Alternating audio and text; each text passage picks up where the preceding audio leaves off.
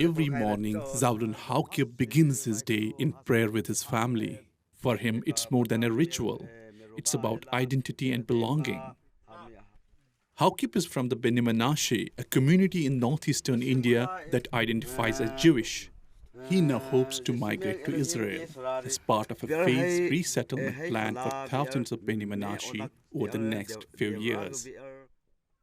Haukip does not know anyone in Israel, but he has applied and is waiting for a decision.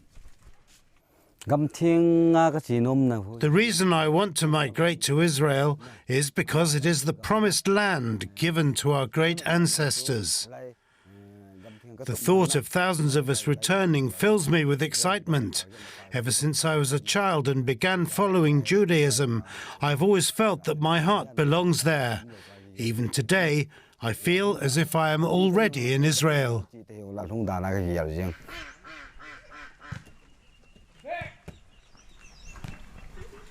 The Beni Menashe claim to be descendants of the biblical tribe of Menashe, one of the 10 lost tribes of Israel, said to have been exiled nearly 2,700 years ago.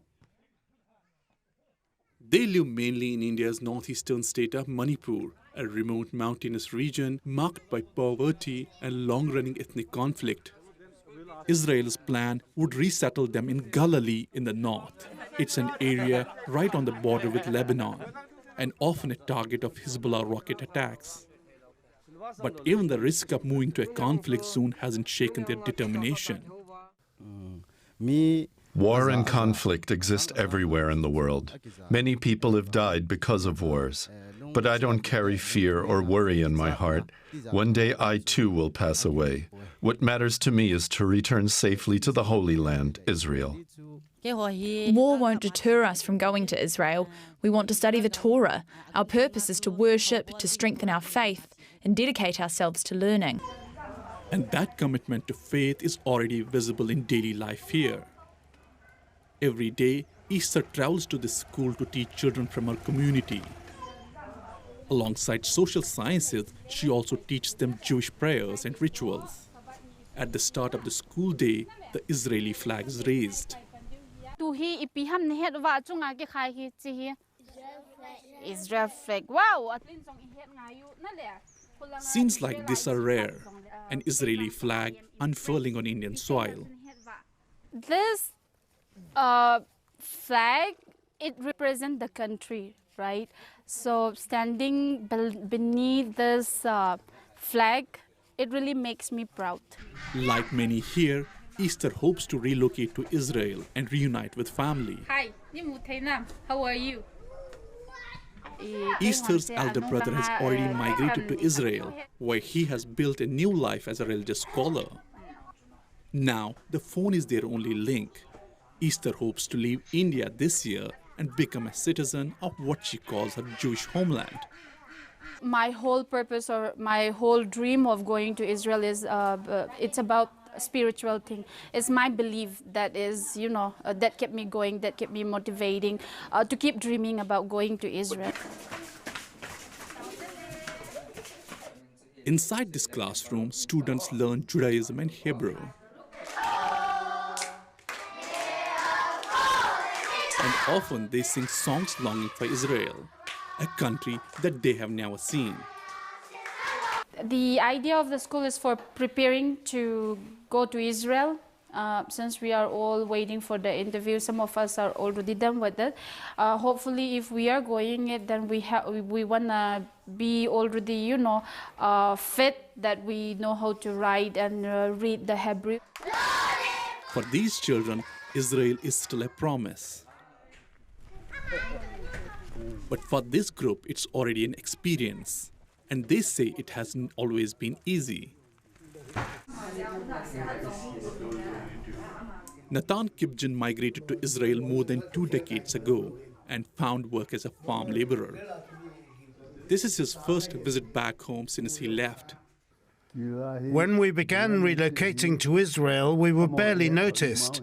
Some even questioned whether we were really the same as them. Many of us faced serious hardships, struggling to put food on the table. Today, Nathan is retired. He lives with his family in Nitzan, a community settlement in southern Israel. Nathan says life is better now, but the community is still treated with suspicion. When we go to pray in the synagogue, they look down on us. Some people wonder what kind of prayer we will offer. They doubt us and treat our prayer as unimportant. So even inside the synagogue, we are looked down on. Sometimes that makes me angry. At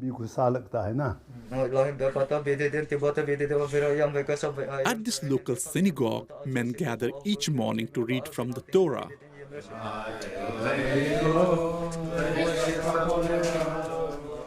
And in these spaces, the calls for Aliyah, or migration to Israel, have grown louder.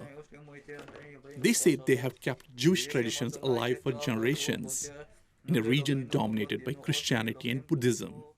Nowadays, practicing Judaism is relatively peaceful. People are more tolerant than in the past, which was very challenging for us. Society here has gradually come to accept our religion, and practicing Judaism no longer attracts the stereotyping or discrimination it used to.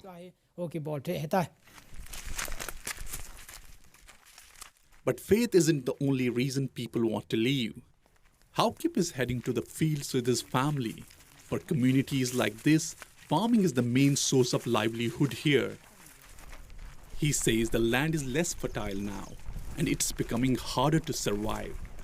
For him, Israel isn't just a religious home, it's also a ticket to better life. There are no industries or companies in our region. Jobs are difficult to find and employers usually do not hire us. Even daily wage work is hard to obtain. In Israel, there are many industries and companies that will give you work. I currently earn very little as a farmer. I believe that living in Israel would greatly improve my family's quality of life. As Haukip harvests beans from his farm, he hopes this will be his last season in these fields. For him and thousands of other Bnei Menashe, Israel is more than a destination. It's a homecoming and a way out. Joining us now from Kolkata is the historian Navras Aafreedi. He has written extensively on the history of Jews in Asia and especially Jewish people in India. Mr. Aafreedi, why has the Israeli government only recently supported that this Jewish tribe moved to Israel? I see basically two factors behind this. One is that the population in Galilee over the last few years have been moving out of that region because of it coming under constant attack from Hezbollah. So the state needs a population that would be willing to settle there and to enable the state of Israel to have a demography which is in favor of the Jewish majority. The second factor that adds an urgency to it is the conflict between the Kuki and the Methi in the state of Manipur, where this population is being drawn from. Mm-hmm. So that this conflict puts the Bnei Menashe in the state of Manipur at great risk.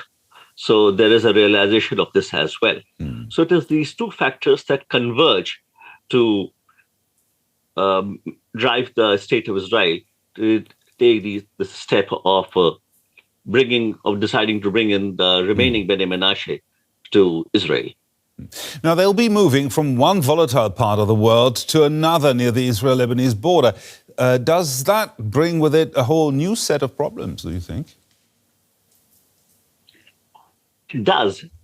Well, there is a saying that the grass is always greener on the other side of the fence. So perhaps the Bnei Menashe feel that perhaps the conflict in northern Israel would not be as risky, as dangerous for them as it is in their home state, Manipur. This could be one reason.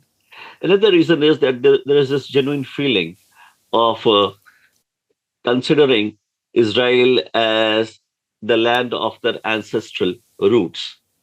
So this brings in a feeling of a strong emotional bond with the state of Israel.